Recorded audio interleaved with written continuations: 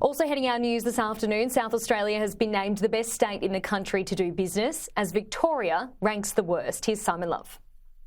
The Business Council of Australia, with its latest snapshot around the country of where it is best to do business, it has Victoria last. South Australia is top of the leaderboard, followed by a number of states. So this indicator looks at a number of different things, such as payroll taxes, housing reforms, as well levies that are put on business, and generally the economic climate as well. Now, the Premier here in Victoria has stated that essentially Victoria's had to spend billions to keep people in work over the COVID period, and particularly as the cost of living crisis bites, they're even having to spend more. But she essentially hit back at this BCA report. Take a listen.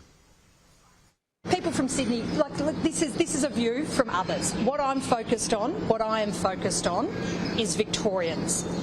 Victorians in jobs, because behind every job is a worker and a family who needs the Victorian government focused on them, and that's what I'm doing, focused on busy families and building those things that families need. BCA says that Victoria's recent housing reforms could actually help it climb the leaderboard in this indicator, basically stating that all states have work to do.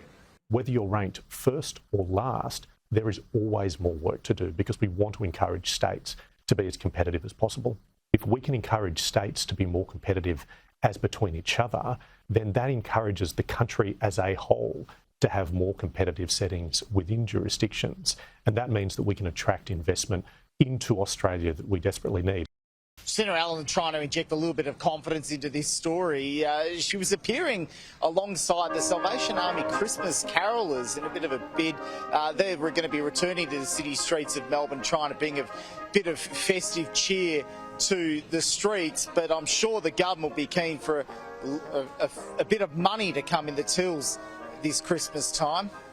We'll have more to say very soon, about our economic growth strategy. The Business Council's report doesn't pick up on the housing reforms we announced in October. So it's been interesting, Kieran, seeing the response from Victoria. It's the sort of state that doesn't like to be on the bottom of the leaderboard for anything. So we'll have to wait and see if things change next year.